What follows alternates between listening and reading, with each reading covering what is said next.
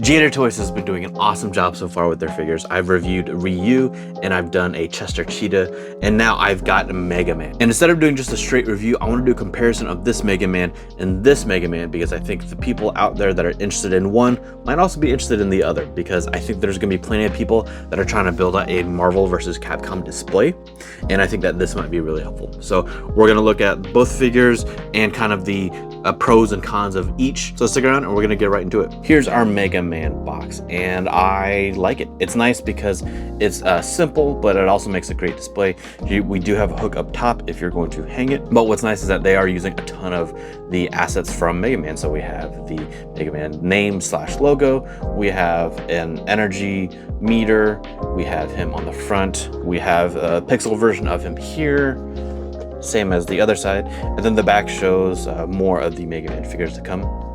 And I think that this makes a great display piece if you are an inbox collector. And really, Jada's been doing a great job with their packaging. So here's the Chester Cheetah that I did the review on previously, and I'm also really happy with how that came out. And here is our packaging from Ryu. I threw out the insert, which I did by accident, but you can see that the packaging itself is still just a really good job. Jada's putting in a lot of effort into making really cool, fun packaging. So big props to Jada. And just as a comparison, here's the model kit box for the other Mega Man figure that we're going to be comparing against. I doubt most people are going to be keeping the model kit boxes, even though I tend to, because I'm a hoarder, but I am going to go ahead and try to toss this one out. Otherwise, that's how they look. You can see that they are actually using different art, because I think they are kind of representing different Mega Men, and we'll get more into that when we do the comparison. So here are the two Mega Men. On the left side here we have Jada, and on the right side we have the model kit from Kotobukiya. So with the Jada one, we're looking at $19.99 at retail, and with the model kit we're looking at about $69.99. Now you might be able to get that for a little bit cheaper if you shop around, but that's basically what you're going to be paying. So the obvious difference besides the size is going to be the number of accessories that you're getting with the model kit, and that's where we're going to start. So with the model kit version, we see that he has two fists by default. When you're building it, it wants you to build in the fists first. And then we have these open kind of flailing hands. And then we have these open, somewhat gripping hands. These are going to be like when he's holding onto the buster to fire it. And then another set of open but somewhat gripping hands. So they look very similar to each other. But just so you can see, we have one with a thumb out and one with a thumb in. So it's kind of strange to me that they did it that way, but you know, more hands is always good. And then the hands for our Jada one, we can see that he's got two fists to start. And then he only comes with these two hands. The first one is a left kind of flailing hand, like that kind of first one that I showed on the model kit one. And then this kind of semi-gripping one. So it's kind of like that other one as well. Here is the buster for the model kit. Pretty straightforward there. And here is our buster for our Jada. So you can see the size difference. It's interesting that the model kit one is actually not too much bigger than the Jada one, even though the actual figure is quite a bit bigger than the Jada one. Now with our model kit, you can see we have two different heads and multiple different faces. So here's our first face. This is kind of just a default face, no expression to it. The alt head is him without the helmet, and this one has the smiling face on it. And all the faces are entirely swappable.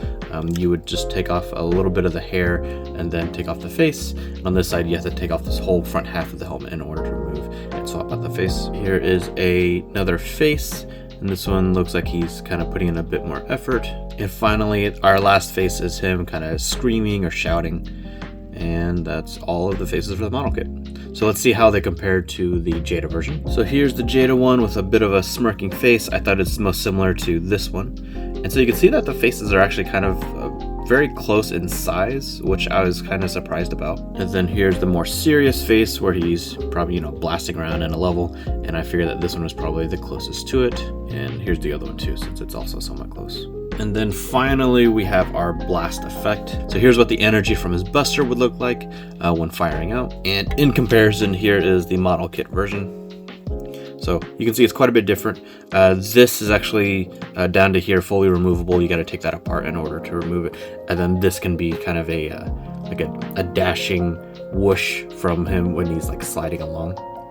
So you can kind of have it either way. And for some comparison on the Jada Fireball, here is the Jada Ryu Fireball, the one that has the hands in it. And you can see that they're using the same accessory down here to hold it up, but that otherwise the two fireballs are very different in size and shape and all the above. And you can actually see that it's much closer in size to the model kit one, even though the model kit one still comes out to be a decent amount bigger. So as far as our model kit one, it has pretty much all the articulation that you would expect. So starting from the legs, his foot can tilt like that. It can tilt like that. We do have that level as well, and I think it can go kind of sideways a little bit, not a whole lot. It can twist like this as a sort of thigh swivel, and then we have our knee bend. It's a 45-degree angle, and then we also have like a hip swivel up here too, so you can twist it like that. You can come up some, but you can see that this kind of gets in the way of the pelvis to get it fully like straight, so it ends up being kind of goofy looking like that. But it does drop a bit to help, so you can get out that far as long as you drop it first and then kind of tuck the leg underneath like that. So pretty good articulation in the legs. And then at our waist, you can see that he can kind of go all the way around like that. The crunch, the ab crunch exists a little bit via the chest, the torso right here. It's actually a separate piece. You can see like that. He can come forward a bit, not a ton, but some. And in the same way, he can kind of go back. At our arms, we have a typical 360 movement there. We can come out and up. So we don't exactly have bicep swivel, so even though that's where the parts connect, that doesn't actually turn. However, the wrist does turn like that. And so you can bend them in like this and then twist them around like that in order to get that bicep swivel. And then the wrist, you can obviously go all the way around like that, and you get a little bit of articulation as well, kind of going in those directions. And then the hands can just pop off just like that for an easy swap out. Our head can spin like that, and it does have a pretty good amount of articulation being able to go around like that. Although, as you can see, this neck piece, it doesn't really stay down. I've kind of gone back and forth on wanting to glue that down, but as you can see, if you do move it at a certain angle, it needs to move. So that's up to you, but I'm not gonna glue mine in.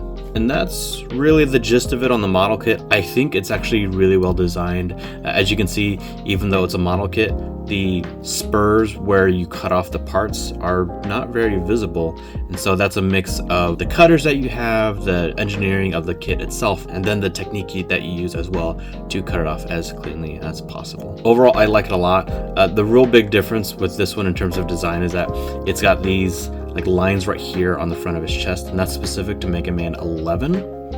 Now, you don't really see that in the other games, and that might bother you if you are looking for kind of a regular Mega Man, but otherwise it looks exactly the way that I expect Mega Man to look. And as far as his buster goes, the buster can go on either arm. It's an easy swap out. You pull out the arm like so.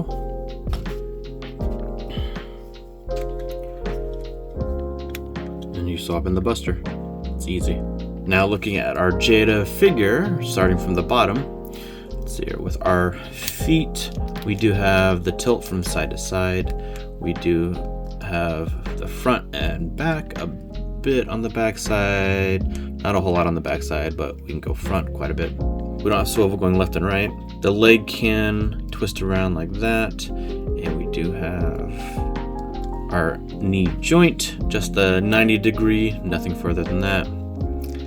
And then our hip does have some twist, and we can come forward, we can come out, and that's pretty good. With our waist, we can turn like this and like that. And this part is twisting separately from this part, so it's not just this twisting on its own in order to get him to turn. It's hard to tell since they're the same color. So you can see you can bend back, you can bend forward. With his arm, we can go the whole way around, of course. We don't have specific bicep swivel. However, the forearm can twist around like that. We have a 90-degree bend.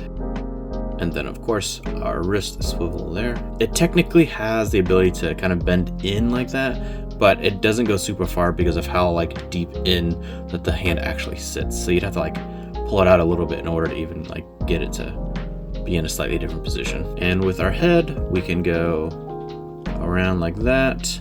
Looks like the neck has its own articulation right there to get you to bend in a pretty decent amount. So just to show the comparison of how to swap the buster, you can swap it with either arm, and you have to kind of pull it pretty hard to get it out. You can see it'll definitely pop in due to the design. It'll like snap in. You're gonna push till you hear the click like that. I don't know if you heard that, but it definitely clicked in, so it's definitely in there nice and secure now. And again, the model kit one is really just an easy like pulls out. There's no clicking or anything like that. It just fits right in. And so here are our two Mega Man. So technically these are the same character, but they are different designs from different games. So technically this Mega Man 11, and I think this one is kind of just supposed to represent like the original game and probably, you know, the first like 3 or 4 of the Mega Man games in terms of its design. And here's Jada's Ryu for height comparison. So I did a little bit of Googling, and Ryu is supposed to be about 5'9", and Mega Man says it's supposed to be about 4'4". And doing an actual height and measurement, this Ryu comes out to be right at about 5'9", right about 6 foot. This Mega Man comes out to be about just over 4 foot, just under 4'5", so that 4'4" height is pretty accurate. But this Mega Man is quite a bit taller at looks like about 5'7", 5'8" or so. Now the thing about this Mega Man that I really like is that it actually looks a lot more like the designs that they use in the Marvel vs. Capcom games. We have a much more anime style face, which we see in the official art that they used for the game. But again, it's not really to scale the way that this Mega Man is. So this one, the height is just right for Ryu. And so if you're building out that Marvel vs. Capcom setup, then this is the Mega Man you're going to want to get to go with this one. However, this one just visually, I think, looks better than the Jada one in that Marvel vs. Capcom setup. Now, this one does specifically say that it's non-scale, so they did that clearly for a reason, but that doesn't take away how good this one actually looks. Here are the two Mega Man with their Mega Busters attached. So then it comes down to which figure is the best one, and I think that really kind of depends on what setup you're trying to do. I think this Mega Man is the best value because you get all these different accessories. The figure looks great, it's got a great articulation, but if you're going for the Marvel vs. Capcom setup, then the Jada Mega Man is going to be way better. It's got the right height, it's got the accessories that you're going to need for that setup, and it's great at just $20, so hard to beat that. But let me know in the comments which one that you think that you would get for your own collection, and if you like versus videos, then check out my Superman vs. Superman right over here.